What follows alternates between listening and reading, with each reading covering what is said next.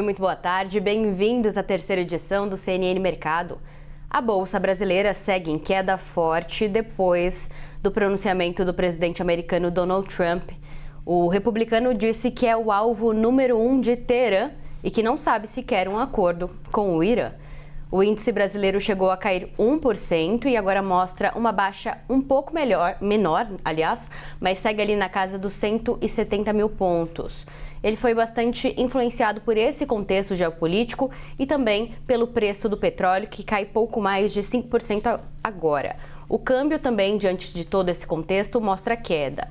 O dólar segue ali na faixa entre R$ 5,14 e R$ 5,15, oscilando, com os investidores fugindo do risco devido ao cenário mais delicado. E em meio aos cenários impactados aí pela inflação da guerra, temos outro dado bastante importante no radar dos investidores. Esse dado, inclusive, sai na sexta-feira, é o IPCA de junho.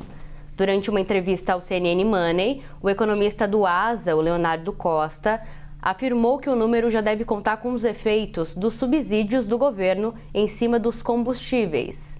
Vale lembrar também que essas subvenções, segundo o governo, já vão começar a ser retiradas em breve. Vamos ouvi-lo.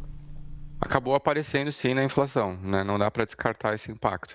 Acho que o primeiro impacto foi de uma alta dos combustíveis a despeito da Petrobras não ter entregado um reajuste no consumidor, né? Então, aparentemente, os postos de combustíveis eles reagiram antes de qualquer medida da Petrobras, né? E aí, logo em seguida, pensando numa cadeia de ação, né? Então, os postos reagiram, fizeram uma correção de preço, o governo logo em seguida veio com as medidas de tentar controlar esse preço, né? Especialmente via esses subsídios, e aí logo em seguida você tem uma deflação. Então, de fato, as medidas que o governo usou de subsídio tem tido algum impacto sim, apareceram no IPCA 15 de junho e ainda deve ter um impacto disso aparecendo agora no IPCA fechado do mês, né? E por que a gente fala disso, né? Porque a gente ainda deve ter uma deflação de combustíveis a despeito de um aumento da gasolina na bomba, né? Então, no último mês, geralmente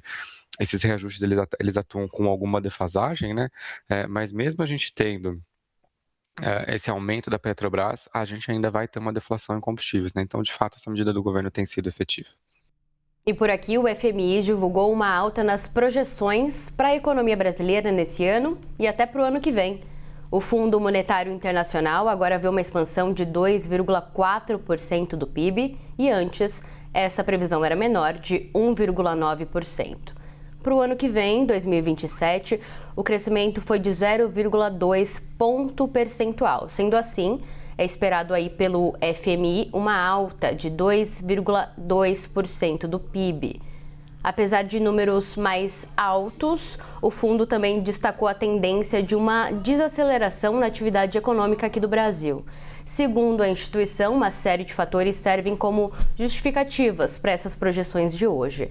A dependência de commodities, as receitas de turismo e a geolocalização são alguns deles. Outro ponto bastante importante é a sensibilidade às condições financeiras que o Brasil tem e a posição dentro da cadeia global quando o quesito é tecnologia. E o Banco do Brasil fechou um contrato de 5 anos com os Correios. Esse acordo está avaliado em 2 bilhões e 300 milhões de reais e tem como objetivo prestar serviços postais em todo o Brasil. Esse contrato acontece em meio ao processo de reestruturação dos Correios. No fim do ano passado, a estatal tomou um empréstimo de 12 bilhões de reais junto a 5 bancos, incluindo a Caixa Econômica Federal e o próprio Banco do Brasil. No primeiro trimestre desse ano, a companhia registrou um prejuízo líquido de 3 bilhões de reais, um aumento bastante significativo em relação ao prejuízo do ano passado, que foi de 1 bilhão e 700 milhões de reais. E esse foi o CNN Mercado, ele fica por aqui. Eu volto às 10 para 6 da tarde com muito mais atualizações sobre o mercado financeiro. Você fica agora com o CNN 360. Boa tarde para você e até mais.